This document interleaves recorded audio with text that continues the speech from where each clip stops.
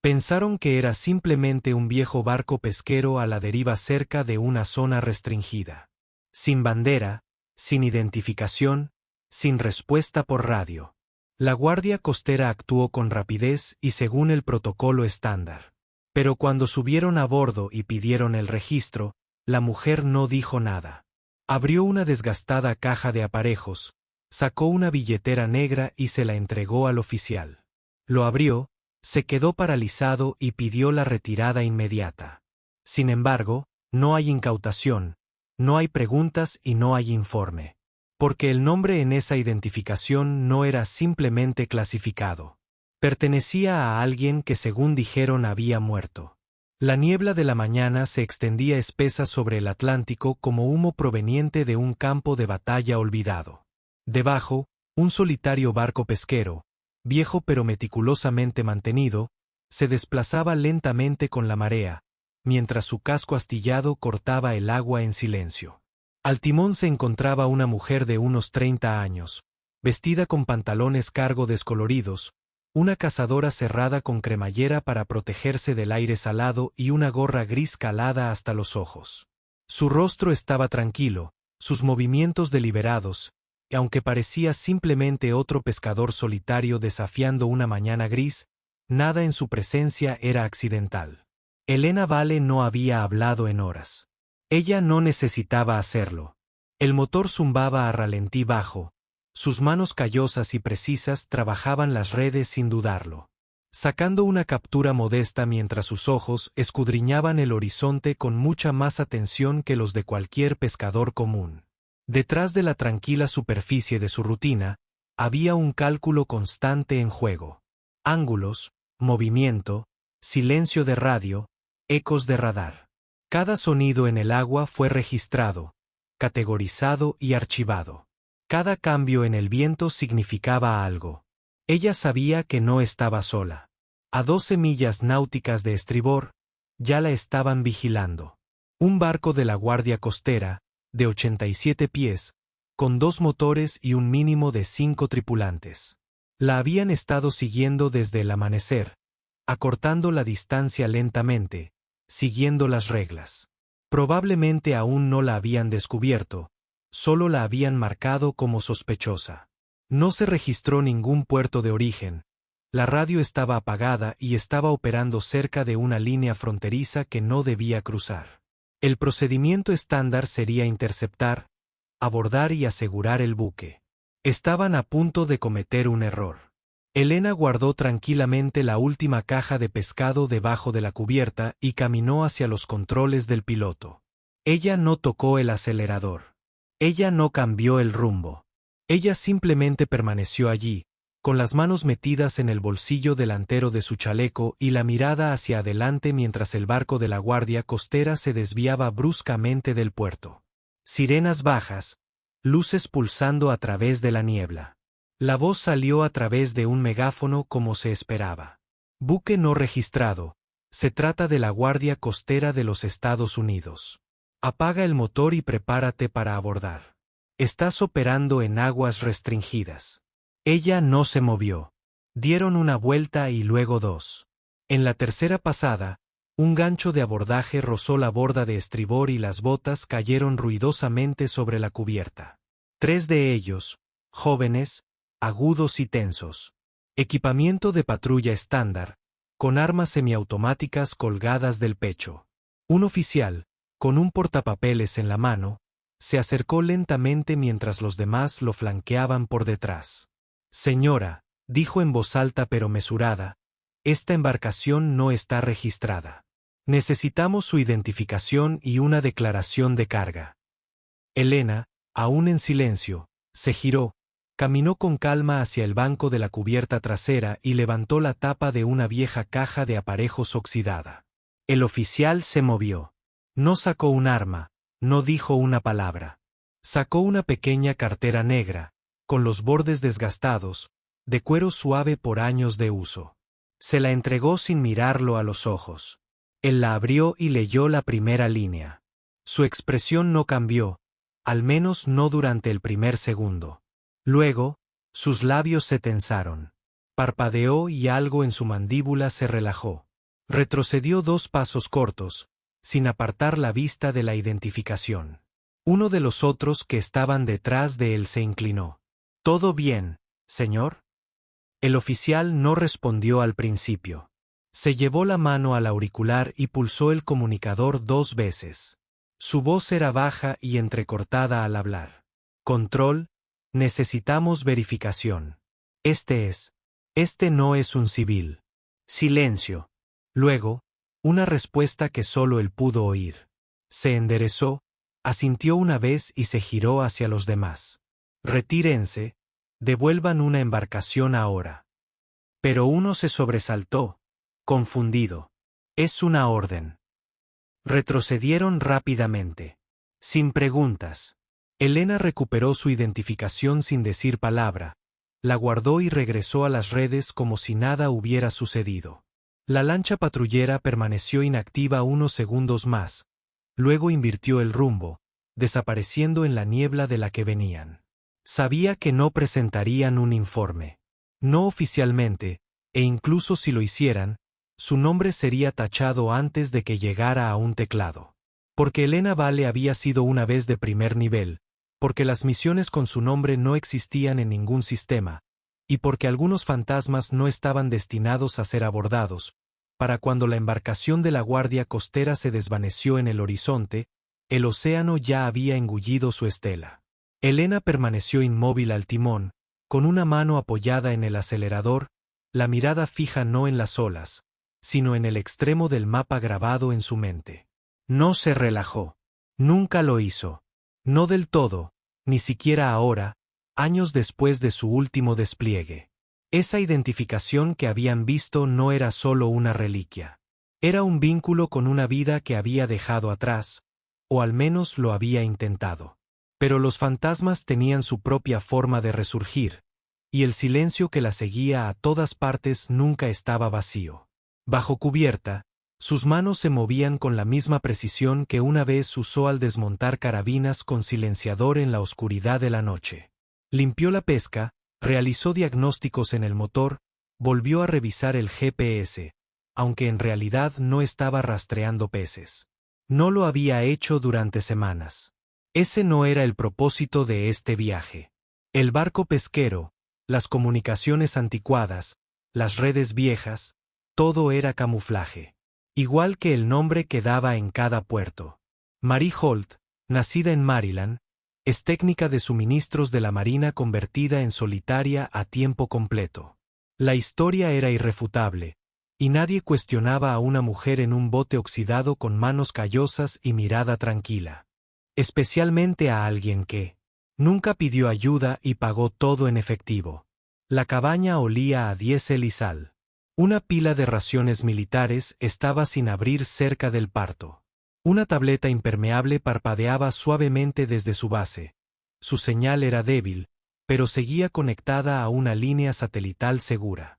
Sin correos electrónicos, sin pings, solo un inicio de sesión silencioso desde una cuenta irrastreable que no había sido tocada en 47 días.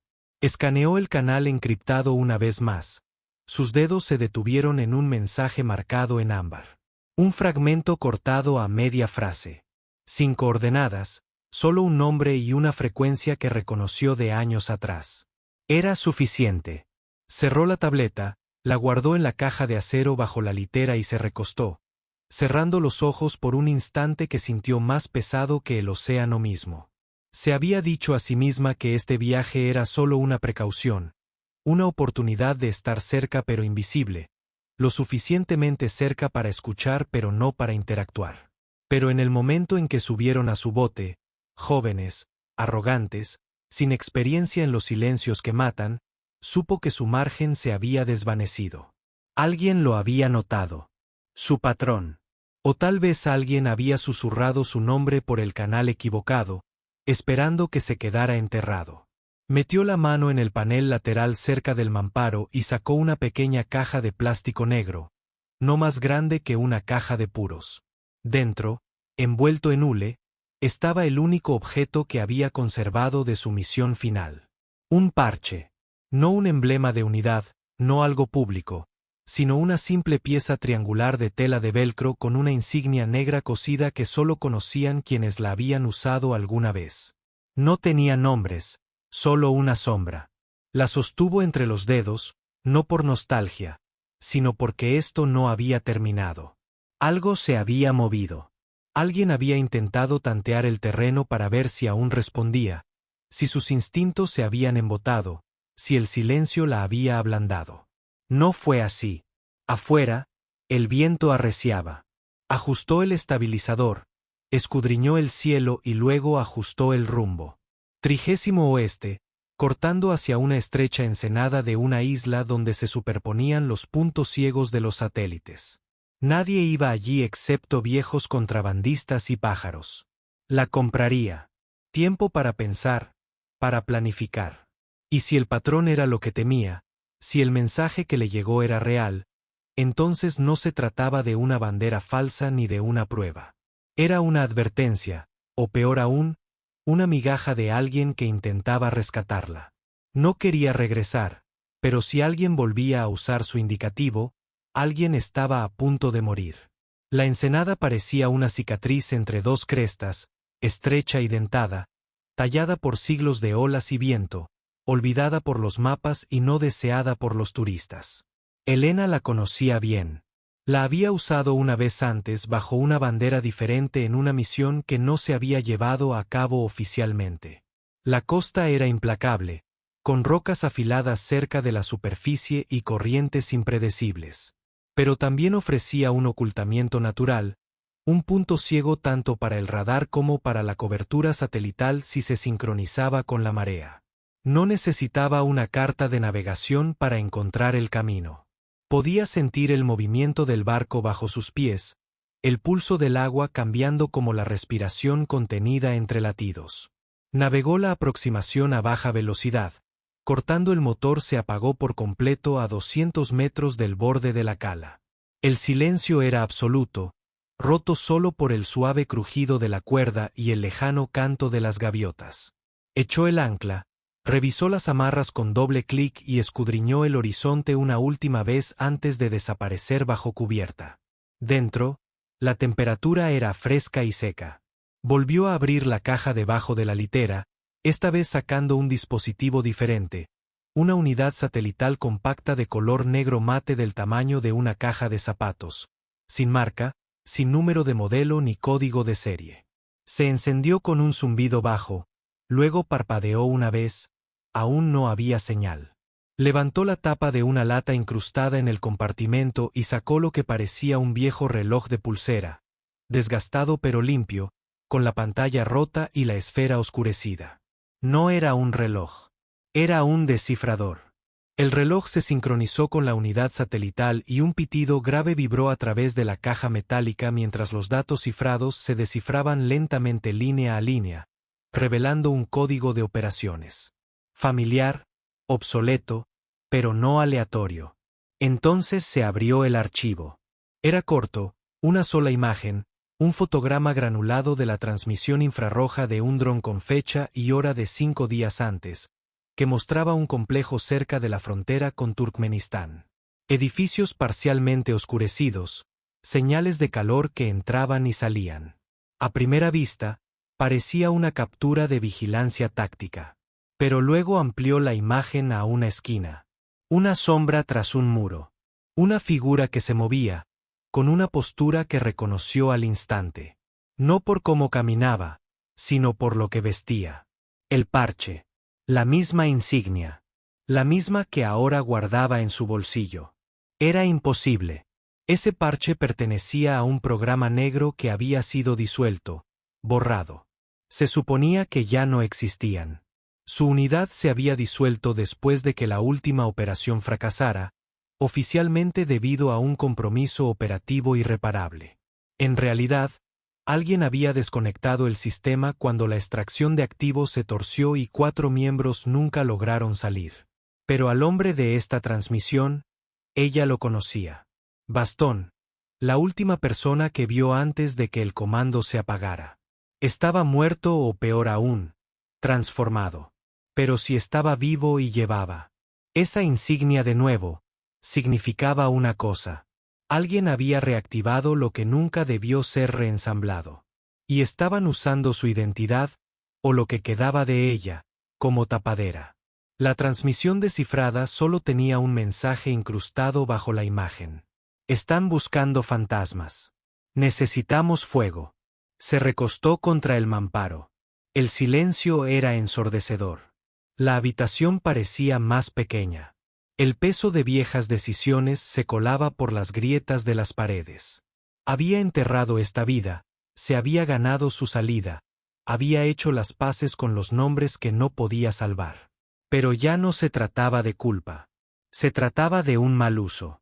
Alguien había tomado la sombra de lo que una vez fue y la había transformado en un arma. No lo permitiría. No bajo su nombre. Apagó la unidad, volvió a ensamblar todo en el doble fondo de su contenedor de recogida y volvió a salir a cubierta, con los ojos ya adaptándose al pálido resplandor matutino que se reflejaba en el agua.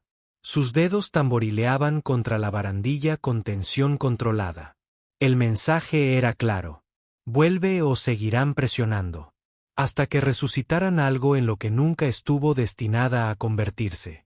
Y si no actuaba primero, otros sangrarían por ello. Abrió la cremallera de la lona cerca del timón y sacó una bolsa de lona, más pesada de lo que parecía, desgastada, pero lista. Dentro estaba su viejo equipo de campaña, sin identificadores, pero cada pieza colocada con precisión.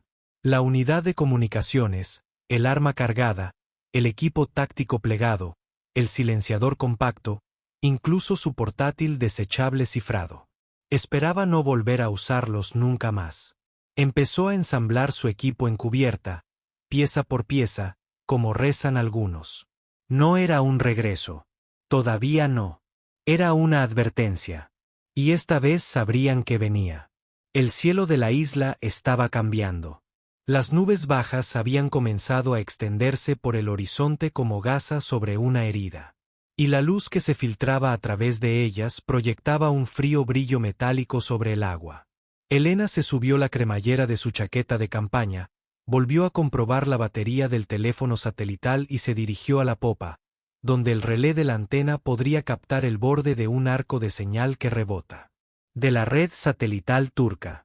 El margen de tiempo sería estrecho, 6 minutos, quizá menos, antes de que el bucle se cerrara de nuevo y el dispositivo se apagara automáticamente. Tiempo justo para enviar un mensaje.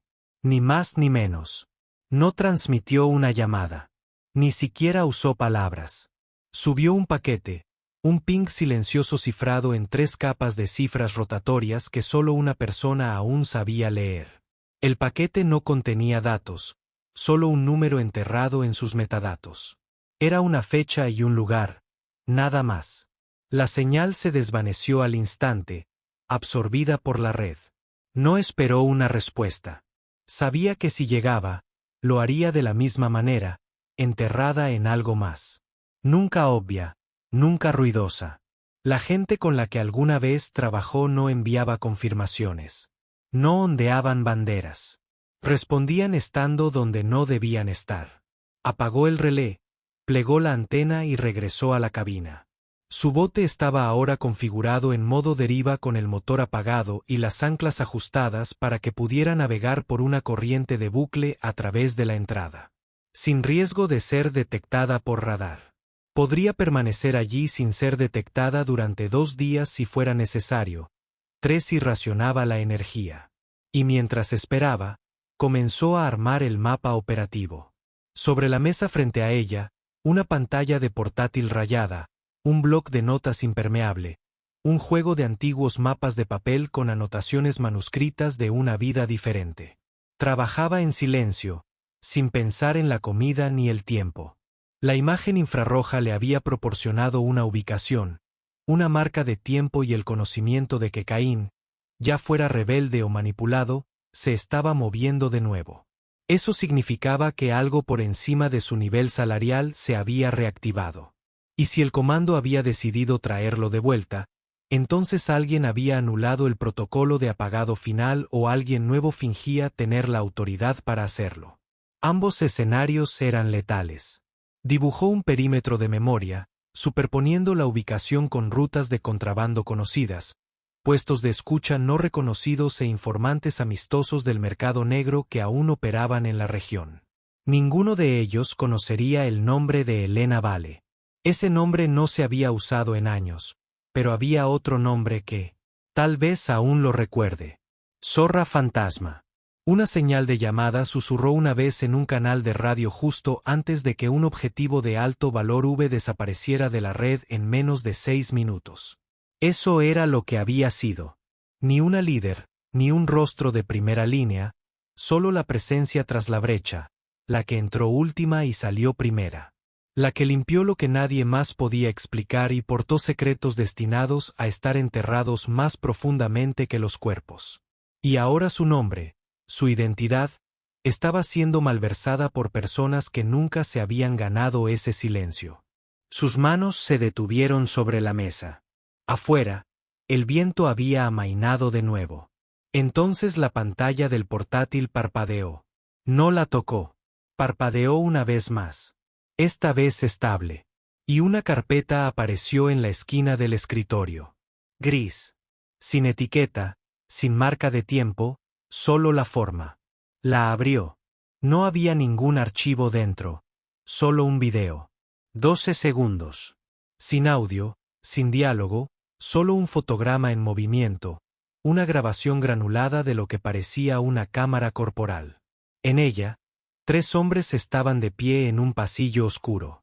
La cámara giró brevemente hacia una cuarta figura, encapuchada, sentada, con los brazos atados. Entonces, uno de los hombres se giró hacia la lente. Levantó una mano lentamente y la mostró. El parche, un triángulo negro, idéntico al suyo. Detuvo la imagen, rebobinó, amplió. El parche no estaba cosido. Estaba grabado a fuego en la manga. Marcaba una señal. Alguien estaba marcando fantasmas ahora abiertamente. Alguien estaba reuniendo antiguos activos, no para misiones en la sombra, sino para algo público, algo ruidoso. Y usaban las insignias de sus unidades muertas como un estandarte. Se inclinó hacia adelante. Esto no era un mensaje para ella. Era un cebo. Y alguien en algún lugar apostaba a que lo aceptaría. Se levantó lentamente, regresó a la cubierta y observó el horizonte. 2 gaviotas volaban en círculo. Las nubes habían comenzado a dispersarse. No tardaría mucho. El caballero de la isla llegó sin previo aviso, doblándose suavemente sobre la cala como una sábana oscura que cubría un secreto no mencionado. Sin sirenas, sin motores, solo el suave batir de la marea contra el agujero y el suave crujido de viejas cuerdas secándose en el aire salado. Elena no se había movido de la cubierta. En más de una hora, sus ojos se fijaron en la costa donde la cresta se unía al mar. Un cuello de botella natural solo accesible en balsa poco profunda o a través de traicioneras formaciones rocosas que se tragaban por completo las embarcaciones inexpertas. Pero conocía la ruta. Y lo que es más importante, sabía que alguien más también la conocería. A las 22:13, llegó la primera señal. No en el teléfono satelital, ni en su portátil, sino en el agua misma. Una onda baja, de dirección y profundidad antinaturales, que se movía a contracorriente por la ensenada, justo lo suficiente como para rozar el borde del agujero. La mayoría no lo habría notado, pero ella había sido entrenada para leer lo que el agua ocultaba. La forma del movimiento, la ausencia de sonido, el ritmo de la respiración bajo capas de oscuridad. Alguien se acercaba solo. Esperó en silencio, con la mirada quieta, una postura inofensiva, sin siquiera tocar el arma sujeta bajo su chaqueta. Que vinieran. Si fuera una amenaza, no habrían venido así. Sin parloteo, sin luz, sin motor. Era alguien que conocía las reglas, las viejas reglas, las de antes. Entonces, la más leve. Un golpe, no en el agujero, sino desde debajo de la cubierta. 3 golpes espaciados uniformemente, luego silencio. Ella respondió con un paso lento hacia adelante y un solo golpe a cambio. 2 cortos, uno largo. Un patrón usado solo una vez durante las extracciones del circuito rojo en Yemen. Un protocolo tan oscuro que nunca se había escrito, transmitido verbalmente a través de una unidad que ya no existía. Una mano emergió del agua, luego una cabeza. Se movió lento, metódico, sin salpicaduras, sin desperdicio de movimiento, vestido solo con una camiseta oscura de compresión y pantalones tácticos empapados hasta la cintura. El hombre se izó por encima de la barandilla como una foca, suave, silencioso, agachado. Elena no se movió. Sus ojos se acostumbraron rápidamente. Y a la luz de la luna, captó el borde de su mandíbula, la curva apretada de sus hombros y la inconfundible y antigua cicatriz que iba desde debajo de su oreja izquierda hasta la base de su clavícula. Una tijera, exhaló una vez, en silencio. Él estaba de pie, no erguido, sino en ángulo, siempre observando el espacio detrás de ella, detrás de él, todo a la vez. Todavía conectado como ella, aún consciente. Elena, dijo, apenas por encima de un susurro, con la voz intacta por el tiempo. Ella asintió una vez. Sin sonrisa, sin charla trivial. ¿A qué profundidad estás?, preguntó en voz baja. Hasta los dientes, respondió. Pero estoy limpia. Señaló la cabina, y los dos descendieron sin decir palabra. Dentro, el aire estaba denso con un ligero olor a electrónica y acero. Se sentó cerca de la mesa de navegación, examinando con la mirada el portátil abierto y luego el maletín vacío que había debajo. «¿Recibiste la señal?», dijo. «Sí». «¿Y lo viste?». «Sí». Ascher se recostó, pasándose una mano húmeda por el pelo corto, y luego exhaló, lenta y pesadamente, como un buzo que emerge a la superficie tras un descenso profundo. «Han puesto una recompensa por Caín», dijo. «No oficial, pero real. Están eliminando los restos de la unidad fantasma. Desapareció de la red hace 6 semanas tras una filtración de activos en Baloistán. 2 controladores de inteligencia de Exin muertos. El tercero desapareció. Los 3 usaron tus protocolos». Elena no se inmutó. «Así que están haciendo que parezca que he resurgido».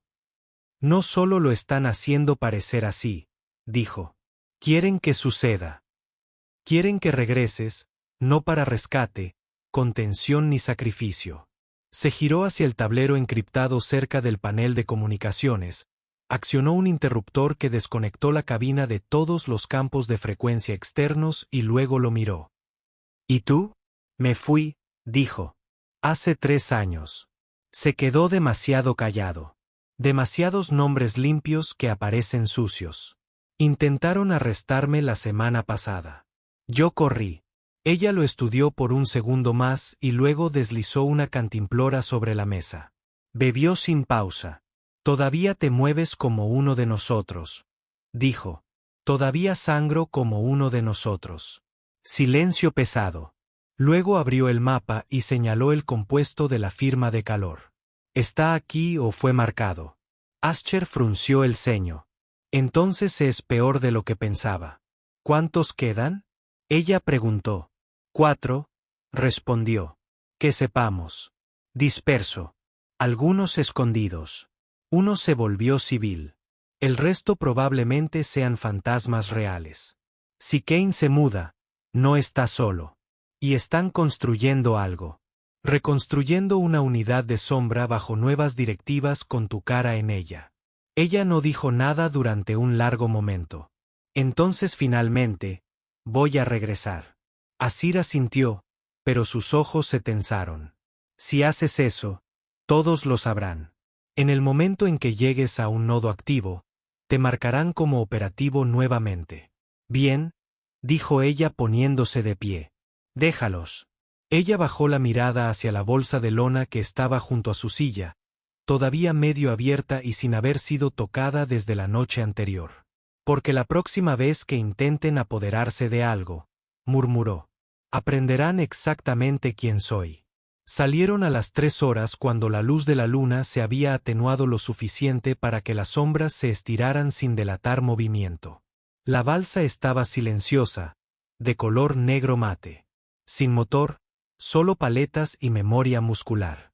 Asir tomó la delantera, navegando a través de los arrecifes irregulares como un fantasma. Su respiración era constante y sus ojos estaban fijos en la línea de energía que apenas se alzaba en el horizonte.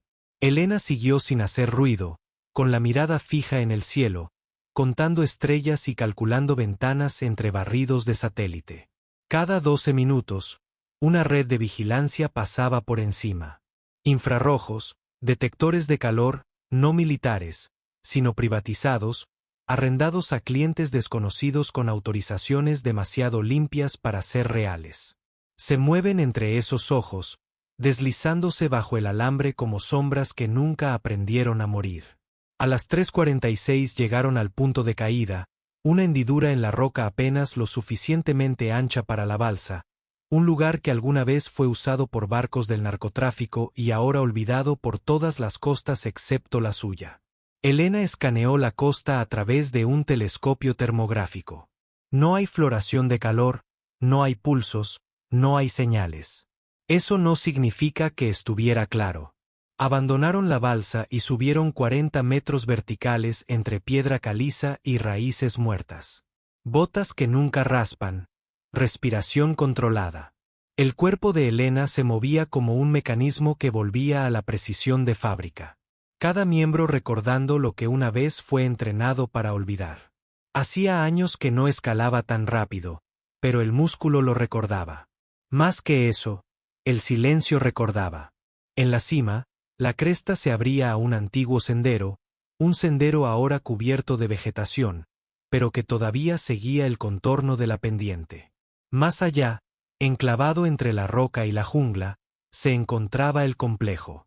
Muros bajos, techos de chapa ondulada y conjuntos de antenas camuflados en estaciones meteorológicas. Había 6 guardias afuera, ninguno en formación estándar, no eran soldados, contratistas, tal vez detectives contratados. Su postura era perezosa, sin entrenamiento, pero sus rifles no lo eran. Ella se quedó tumbada y observando. Ascher revisó su feed, un esquema fuera de línea que había construido de memoria y conjeturas basándose en el diseño eléctrico del complejo y los ciclos del generador. Tendrían 30 segundos entre intervalos de rotación donde se abriría el punto ciego sur. Solo 30. Sin reintentos. Elena asintió una vez. Bajaron por la pendiente, muy cerca del suelo. Manos cepillando la hierba. Cuchillos desenvainados no para usarlos sino para guardar silencio. En la marca 22, atravesaron la valla, no cortándola, sino deslizándose a través de la junta de la base, donde la soldadura se había agrietado por años de sal y óxido. En el interior, siguió el olor a combustible y litio, y el zumbido bajo de las baterías en ciclos bajo carga. Ella conocía el sonido de una sala de guerra improvisada, incluso enterrada bajo redes de camuflaje y ruidos civiles. La puerta no tenía vigilancia. Ese fue el primer error. Ella lo abrió sin hacer ruido. Dentro, 2 monitores, 3 hombres, una mujer, sin uniformes, solo portátiles, paquetes de datos, una pared de fotografías. Pero sus ojos se dirigieron directamente a la imagen central, granulada, tomada desde una foto satelital. Era ella. Sin fecha, sin fuente, solo su rostro, fijado en medio del giro, los ojos no mirando a la cámara, sino ligeramente por encima de ella. Alguien había capturado esa imagen deliberadamente. Ascher se movió detrás de ella y se quedó congelado. Uno de los hombres miró hacia arriba. Demasiado tarde. Elena recorrió la distancia en 5 pasos y lo inmovilizó contra la pared antes de que se quedara sin aliento. Ningún grito, ninguna lucha, solo presión en el cuello y una orden susurrada. Explicar. Él no lo hizo. Ella no preguntó 2 veces. Asir extrajo datos de la unidad mientras escaneaba el resto. Una frase se repetía en todas las terminales. Protocolo de reactivación de células sombra 7A. Ella se detuvo en seco. La reactivación 7A fue clasificada. Fue la última medida de contingencia para las unidades muertas. Un protocolo pensado para brechas de inteligencia catastróficas o la liberación incontrolada de operadores integrados. A los operadores les gusta ella. No la estaban rastreando. La estaban copiando, replicando la ruta exacta, la leyenda exacta, la construcción de identidad que ella había pasado años enterrando hasta la foto, el silencio, el mito del fantasma que nunca fallaba. Estaban construyendo un falso velo de Elena, y alguien ya lo había creído. Ella no habló. Ella tomó la unidad, la deslizó dentro de la carcasa de su chaleco y dejó caer una carga explosiva al suelo. Azar dio 3 cuentas. Salieron antes de que la llama floreciera. Detrás de ellos, el nodo central compuesto se desintegró en calor blanco, borrando rostros, archivos y el delgado rastro digital que alguien había dejado abierto el tiempo suficiente para que ella pudiera seguirlo. Mientras el fuego ascendía hacia el cielo, ella se giró una vez y observó cómo la llama consumía la mentira. Si querían la leyenda, simplemente desencadenaron la verdadera. No hablaron hasta que llegaron de nuevo a la entrada exterior, esta vez bajo un cielo sin luna, denso con humo y fragmentos de datos que aún ardían detrás de ellos. Un coche cabalgó en silencio, mirando hacia atrás solo una vez para confirmar el segundo encendido. Elena vio cómo la costa se desvanecía, el recinto reducido a una silueta de brasas tragadas por la jungla y el mar, y no sintió nada. Ni orgullo, ni arrepentimiento, solo la fría certeza de que alguien más seguiría observando. En algún lugar más alto, en algún lugar más limpio, donde los nombres se pronunciaban en habitaciones selladas y los archivos nunca se borraban, sino que permanecían enterrados bajo capas más profundas de autorización. A las 5:42, la tableta cobró vida, no con una alerta, con una señal, un ping de acceso directo a la frecuencia que había bloqueado 2 años antes. Un canal fantasma retirado, quemado, para no volver a usarse a menos que sucediera lo imposible. Ella lo miró fijamente durante 3 segundos completos antes de responder. La pantalla parpadeó una vez y luego se llenó con una sola línea de texto. Regresar a la caída. Protocolo 7. Una anulación. Se requiere su presencia. Ella no respondió. No tuvo que hacerlo porque en el segundo en que apareció el mensaje, supo que la señal provenía de dentro de la red, de alguien con el poder de autorizar su reactivación sin su consentimiento. Alguien en Langley y alguien que debería haber estado muerto. Asir no preguntó. No lo necesitaba. Simplemente giró el barco hacia el oeste, ajustó el rumbo 2 grados y redujo la velocidad. Te quieren de vuelta, dijo finalmente. No están pidiendo. Están convocando. No pueden, respondió ella. Pero su voz traicionó la verdad. Podrían. Según el protocolo 7A, cualquier activo de campo integrado restante podía reactivarse si se consideraba crítico para la recuperación nacional. Estaba destinado a tiempos de guerra. Pero esto no era guerra. No oficialmente. Y, sin embargo, todo a su alrededor contaba una historia diferente. El complejo, la suplantación, el engaño para revelar su identidad. El despliegue de una cadena de mando inactiva. No solo intentaban atraerla de vuelta. Intentaban borrar la versión de ella que se había marchado. A las 7 de la mañana, llegaron a un puesto de reabastecimiento camuflado como un chico investigador. Una de las pocas estaciones que aún funcionaban con la antigua arquitectura de la Guerra Fría. Elena activó el acceso manualmente, ignorando la nueva capa biométrica que habían instalado en los últimos 6 meses. Dentro, olía a óxido, algas y secretos que nunca se habían dicho en voz alta. Ascher encendió la unidad de comunicación secundaria mientras Elena accedía a la señal de respaldo almacenada en el núcleo de la boya. En cuanto se activó el enlace satelital, aparecieron 2 archivos, ambos cifrados con su antiguo sello. Uno estaba marcado como Cané Life, bastón activo, el otro relé de mando, Osiris.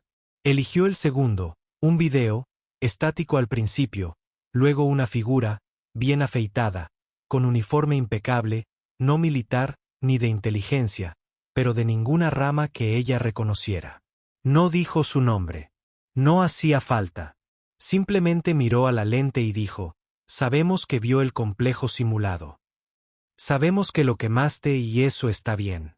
Necesitábamos ver si seguías operativo, y ahora lo sabemos. Pausa. Hay un nuevo protocolo. Ni el 7A, ni el 9B, algo diseñado para fantasmas como tú. Lo llamamos Osiris. No te pedimos que regreses, Elena. Te damos una última orden. Termina lo que Kane empezó y quema el resto. Nosotros nos encargaremos de la extracción, una entrega, un exfil. Pero si desapareces después de eso, nadie vendrá a buscarte porque oficialmente estarás muerto.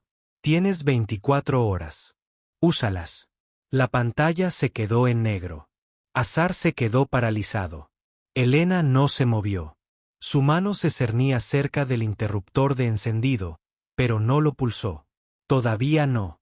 Caín, el único hombre que la había superado en rango sobre el terreno. El que la había entrenado cuando entró por primera vez en una unidad inexistente con objetivos que no se podían escribir y misiones que siempre terminaban en silencio. Si estaba vivo, si realmente volvía a moverse por los pasillos de sombras, entonces lo que fuera que había encontrado no era solo peligroso. Estaba diseñado para destruir todo el sistema. Y alguien dentro quería que ella lo terminara porque era la única que sabía cómo pensaba, a dónde iría, qué sacrificaría. Pero la pregunta que la quemaba más profundamente era esta. Si estaban dispuestos a resucitar su archivo, borrar su salida y liberarla sin correa ni refuerzos, ¿qué más habían soltado ya? Se puso de pie. Sin comunicación, dijo. Sin respuesta. Nos quedamos a oscuras desde aquí. Asira sintió una vez. ¿Y dónde? Sacó un pequeño disco de la bóveda de boyas. Su protocolo personal de eliminación nunca usado. Codificado para rastrear solo una señal. Bastones. Lo conectó. Un punto rojo parpadeó en el mapa. Luego 3 más. Lo miró fijamente durante 1 minuto entero antes de responder. Norte. Seguimos el fuego. Y por primera vez en años, metió la mano bajo la cubierta y sacó el único objeto que juró no volver a usar. Un arma envuelta en hule negro grabada con las letras que se suponía que nadie debía recordar. V-19 Eco 0. La última unidad construida para la eliminación. No la capturaron. Ya no era un soldado. Era la consecuencia. La tormenta azotó al cruzar el paralelo 33. No fue un fenómeno meteorológico, sino digital. Una onda expansiva que cortó todas las señales satelitales de la región en un arco de 15 minutos. Elena lo reconoció por lo que era. Una prueba de barrido, un preludio al despliegue. La misma técnica que había usado una vez para colar a un equipo de extracción a través de una frontera que nadie debía cruzar. Solo que esta vez, no estaba observando desde la pantalla de mando. Estaba bajo la nube, moviéndose a ciegas con solo el instinto y una brújula vieja sujeta a su chaleco. Asir no lo cuestionó. Ajustó el rumbo, apagó toda la energía y dejó que el barco se dejara llevar por el oleaje hasta que se reanudó la señal. Sin comunicaciones, sin rastro, sin luz, solo el pulso del mar y el fantasma de una señal que perseguían. Para cuando llegaron a la ensenada marcada por el último movimiento conocido de Caín, la luz del día se había desvanecido. La costa era roca negra y arena de hierro, el tipo de terreno que roía las botas. Y un silencio hendido. La única luz provenía de un lejano resplandor artificial enterrado en lo profundo del barranco. Un búnker que no aparecía en ningún mapa, que funcionaba con energía interna. Elena conocía la disposición antes de verlo. Caín la había entrenado para detectar patrones antes de que emergieran. Este lugar no era nuevo. Había sido reutilizado. Una reliquia de antes de los satélites, construida por personas que entendían que las guerras reales nunca se ganaban a la luz del día. Descendieron sin cuerdas, deslizándose por pizarra y maleza, silenciosos y rápidos. Lo sintió antes de verlo. Una presencia como calor sin llama. La tensión inconfundible de alguien más observando. No era un enemigo, no era una trampa. Una atadura. Cain estaba allí. La puerta interior se abrió sin resistencia. Sin cerraduras, sin teclados, solo peso y contrapeso. Del viejo tipo mecánico diseñado antes de que existiera la confianza digital. El aire dentro era frío, completamente seco, reciclado durante años. Y allí estaba él, de pie frente a una pared de monitores analógicos, con las manos entrelazadas a la espalda, el cuerpo ligeramente más delgado de lo que recordaba, el cabello más canoso, pero la postura sin cambios. No se giró cuando ella entró. No habló. No le hacía falta. Ella dio un paso al frente. Me enviaron a terminar tu protocolo. Asintió una vez. No me detuve. La habitación no era un puesto de mando. Era una bóveda de recuerdos. En cada pared, fotos de activos muertos, misiones enterradas en tinta censurada, operaciones que nunca llegaron a las audiencias del Congreso. En el centro, un mapa, no digital, sino de papel, marcado con tinta, cuerdas, alfileres y bordes quemados. No mostraba fronteras, solo puntos de presión.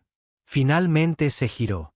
Sus ojos estaban hundidos, pero agudos, como alguien que no había dormido en años, pero nunca había perdido el hilo. Osiris no es lo que te dijeron, dijo en voz baja y firme. No estaba diseñado para reactivarse.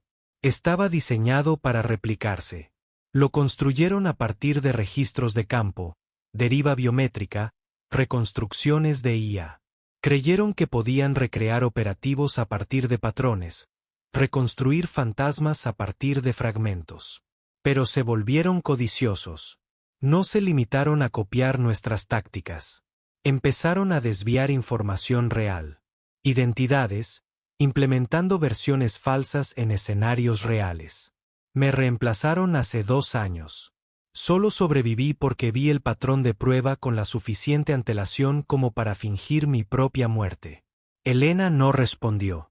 Escaneó los monitores, vio transmisiones en vivo de lugares que reconoció. Aeródromos, bases de operaciones avanzadas, sectores civiles y zonas inestables. Todos moviéndose bajo el control de agentes de Osiris, todos usando nombres que se suponía estaban retirados. ¿Por qué ahora?, preguntó finalmente. ¿Por qué me recluían de nuevo? Caín bajó la mirada. Porque eres la última pieza. No lograron replicarte. Demasiado ruido, demasiada variación. Eres la única anomalía en el sistema. Y las anomalías amenazan los algoritmos. Así que enviaron un detonador falso, esperando que te alinearas. No predijeron que quemarías el complejo. Subestimaron lo que haces cuando ves tu propia cara en el expediente de otra persona. Elena exhaló lentamente. ¿Y ahora qué? Caín dio un paso adelante y le puso una pequeña unidad en la mano. Este es el núcleo, los datos de la semilla, todo lo que usan. Para construir las réplicas. Si destruyes esto, el sistema colapsa. Pero una vez que lo hagas, vendrán por los dos. No por un equipo, ni por una corte. Por el sistema mismo. ¿Entiendes? Ella asintió. No porque estuviera de acuerdo, sino porque el silencio entre ellos no necesitaba más. Caín sonrió, apenas. Creían que estaban construyendo un arma. Volvió a mirar la pared. Olvidaron que ya éramos uno. Se movieron antes del amanecer. Sin rastro digital, sin barrido de drones, sin enlace ascendente, solo el frío silencio de una retirada táctica, enmarcado por una misión que jamás podría registrarse. Caín lideró el descenso por el barranco, y Elena lo siguió en silencio. Llevaban solo lo que no podía ser comprometido. Herramientas analógicas, cifrados codificados manualmente, inhibidores localizados y la unidad de semillas envuelta en una lámina de triple capa dentro de un núcleo de cerámica. Ya no se trataba de sigilo. Se trataba de llegar al único lugar que Osiris no podía tocar. Una estación repetidora fuera de línea enterrada en las montañas, alimentada por generadores geotérmicos construidos durante una época en la que los operadores aún creían que las máquinas podían fallar. Por 712, Llegaron al fondo del valle y Caín se detuvo bajo una cresta inclinada, densa de niebla. Si cruzamos aquí, seremos visibles durante 13 segundos, murmuró. Elena no respondió. Ya había examinado los ángulos. Avanzaron juntos paso a paso. Sin órdenes, sin pensarlo 2 veces, solo la memoria muscular residual de años de fuego y extracción. Tras ellos, el cielo empezó a latir. La luz no provenía del sol, sino de una señal orbital distante. Los habían avistado, no por satélites, sino por algo más. Unidad de espejo, dijo Caín con la respiración entrecortada. Enviaron a tu fantasma. Ella no lo dudó. Aceleraron el paso, giraron hacia el oeste, desviaron hacia el avalanchador que no se había movido desde 2008. Era inestable, afilado, letal, pero no estaba cartografiado. Ese era el punto. Y mientras ascendían, no pensaba en quien los perseguía, sino en cómo sería ese fantasma, cómo hablaría, se movería, pensaría. No, solo mimetismo. Un arma digital diseñada para predecir sus instintos. Construida a partir de cada operación que había ejecutado, cada patrón que había repetido sobre el terreno. Eso significaba que el tiempo no estaba de su lado. Significaba que el fantasma sabía a dónde iban. Dentro de la estación repetidora, el aire seguía siendo polvo en las consolas, las baterías a medio cargar, los servidores analógicos zumbaban como animales dormidos. Sin luz, solo energía residual alimentando un banco de núcleos diseñado para durar 50 años. Caín se movió primero, pulsó el control manual e insertó la unidad en la ranura de fuego. La terminal parpadeó. Sin indicaciones, solo una luz verde parpadeando una vez, luego otra. Sistema aceptado, dijo. El ciclo de purga comienza en 180 segundos. Entonces la puerta se abrió de golpe. No destrozada, entrada limpia, una fuerza silenciosa, como el viento cambiando de dirección en una habitación sellada. Elena giró sin mirar, sacó su arma y se cubrió tras la pared del archivo. Caín no se inmutó. Es ella, dijo en voz baja. O cualquier versión de ella que hayan creado. Al otro lado de la habitación, una silueta dio un paso adelante. La misma altura, la misma postura, la misma forma de desplazar el peso hacia el pie trasero, como solía hacer al calcular el riesgo. Pero el rostro estaba apagado. Demasiado quieto, sin aliento, sin sudor. Una réplica perfecta sin la erosión de la vida real. No detendrás el protocolo de replicación, dijo la cosa. Su voz coincidía exactamente con la suya, pero carecía de tempo, ritmo, fractura. Ya has perdido la integridad operativa. Estás obsoleto. Caín levantó su arma, no disparó. Diles que el modelo humano todavía muerde. La réplica giró la cabeza. Nos enseñaste bien. Por desgracia, la hiciste predecible. Fue entonces cuando Elena salió al descubierto. No apuntó. No habló. Simplemente se movió. Un solo golpe, en diagonal, lo suficientemente bajo como para romper la línea de fuego, acortar la distancia y asestar un golpe que la réplica no pudo predecir. No porque no estuviera programado para el combate, sino porque no estaba programado para la improvisación, nacido del trauma. Su codo le rompió la mandíbula. Se tambaleó. Caín disparó 3 veces. Balas en el pecho. Sin efecto. Reforzadas con Kevlar. Elena no perdió el impulso. Tomó una bengala de su cinturón, la encendió en pleno movimiento y la clavó bajo la barbilla de la réplica. La llama de magnesio se encendió al instante, derritiendo el tejido sintético, quemando los sensores y obligando a la construcción a tambalearse hacia atrás, agitando los brazos en un caos codificado con precisión. Caín la arrastró detrás del bastidor del servidor cuando la cuenta regresiva de la purga llegó a 15. La réplica, aún ardiendo, intentó anular el sistema, pero estaba analógico. No había nada que anular. En 0, la estación repetidora entró en erupción. No con una explosión, sino con una implosión digital silenciosa, una cascada de núcleos purgados, estructuras colapsadas y fragmentos de memoria que nunca podrían recuperarse. Osiris perdió sus cimientos. La semilla había desaparecido. El fantasma se desplomó en la esquina, con los ojos aún rastreando, su boca moviéndose sin palabras. Entonces se detuvo. Helena se sentó contra la pared, respirando con dificultad. No por miedo ni agotamiento, sino por el peso de haberse suicidado finalmente. O al menos la versión que creían poder controlar. Caín se levantó y le entregó una unidad tranquila. Está hecho, pero lo sabrán. Ella asintió. Entonces desaparecemos. Él sostuvo su mirada por un largo momento. ¿Estás segura de ese número? Pero ya no quiero que me copien. El silencio que siguió no era paz. Era ausencia de interferencias, de ruido, de señal. Fuera de la estación repetidora, el sol había empezado a salir tras un velo de ceniza y niebla. Su luz se ralentizó para penetrar las nubes, ahora entrelazadas con la réplica de un colapso digital. Caín revisó la radio analógica. Nada. Ni estática, ni interferencias, simplemente nada. Una fecha límite como si el mundo más allá se hubiera detenido, recalculando la pérdida de su red fantasma. Helena estaba sentada de espaldas a la pared del generador, con la sangre secándose bajo la manga.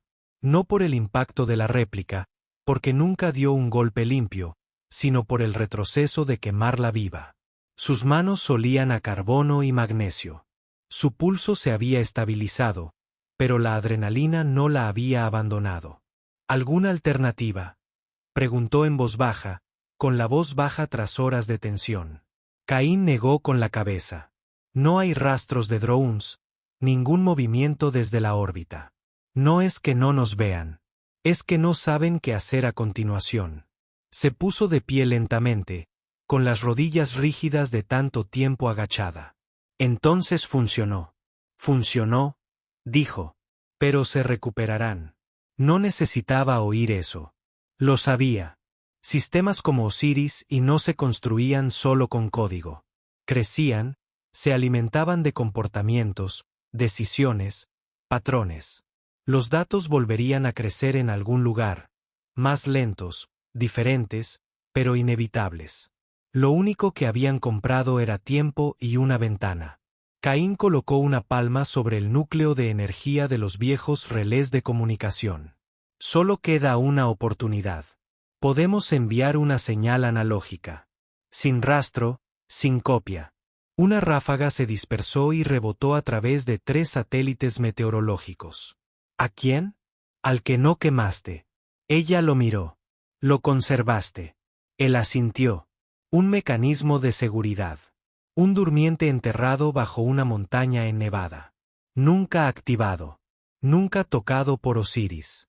Tú construiste eso. Simplemente no lo recuerdas. Parpadeó. No confusión, sino reconocimiento. Era una costumbre de las primeras misiones. Crear fantasmas oscuros, sombras de sí misma en archivos, cifras y detonantes durmientes. Uno de ellos había sobrevivido. ¿Qué hará si recibe la señal? Caín sonrió levemente. Despertará y, con suerte, sabrá en quién confiar. Helena miró el panel. Un solo interruptor, cubierto de polvo, mecánico, sin pantalla táctil, sin IA, solo un interruptor hecho hace 30 años por alguien que no creía que la guerra debiera ser dirigida por máquinas. Dudó un segundo y luego lo pulsó. Las luces del panel parpadearon una vez. Ningún zumbido, ninguna fanfarria, solo un ruido mecánico comprimido y una transmisión en ráfaga enviada a través de 3 orbitales en descomposición. Nadie que observara lo notaría. Ninguna alarma saltaría. Pero en algún lugar de una bóveda de frío silencio enterrada bajo piedra y hormigón, un archivo de identidad secundario, cifrado con un nombre que ya no se usaba, comenzó a despertar. Enviarían más. El sistema se reconstruiría. Pero ahora no estaría solo. Ahora sería perseguido. 2 días después, el puerto estaba tranquilo. El viento soplaba suave sobre los muelles, empujando el aire salado entre los tablones desgastados y los bidones de acero vacíos que bordean la bahía exterior. No había noticias de última hora, ni alertas, ni memorandos internos, ni reuniones informativas nocturnas en Washington. El mundo no se había dado cuenta de la ruptura, pero quienes necesitaban saberlo sí. En algún lugar de Langley, una sala de servidores fue desconectada. En Fort Meade, un analista de bajo nivel fue reasignado. Y en una pequeña base aérea de Nevada, una terminal inactiva se iluminó por primera vez en 17 años. Elena no esperó a verlo. Se movía como un fantasma por el puerto deportivo. Una chaqueta de civil sobre una camisa descolorida por el sol, el pelo recogido, las botas rosadas por la arena y el cemento. El barco pesquero parecía igual a cualquier otro. Un viejo agujero, un armazón remendado, redes de pesca de larga distancia. Pero el interior había sido vaciado. Sin armas, sin equipo, sin rastros de la mujer que solía ser. Solo una pequeña foto. Pegado a la parte trasera del panel del timón, una costa al anochecer, dos figuras recortadas en las rocas, una arrodillada con un rifle con mira telescópica, la otra observando el océano. Caín se había adentrado tierra adentro, rumbo a una frontera que ya no importaba. No preguntó dónde. Las patrullas de la Guardia Costera ya no la molestaban. Uno de los suyos había visto la identificación, y eso era suficiente. No por papeleo, no por protocolo, sino por silencio. De esos que cubren cosas demasiado extensas para los informes y demasiado extrañas para la memoria. Desató las amarras ella misma. Comprobó el motor, giró el contacto. Sin ceremonia, sin despedida. El barco zarpó del muelle, lento y silencioso, deslizándose entre cargueros destrozados y grúas oxidadas hacia mar abierto. La radio permaneció apagada. Las luces de navegación parpadearon una vez, luego se estabilizaron. Se dirigió al sur, no hacia ninguna ruta conocida, sino hacia una cuadrícula que había memorizado años atrás durante una operación que nunca quedó registrada. Una zona segura entre la nada y la nada. El cielo palideció tras ella, el sol ascendiendo sobre una costa que ya había olvidado su nombre. Pero 1000 millas tierra adentro, una línea de código parpadeó y despertó, alimentando una vieja terminal protegida por hormigón y secretismo. Una voz sintética analizó la señal, la cruzó, identificó la fuente y luego susurró su nombre, no para informar, sino para recordarlo.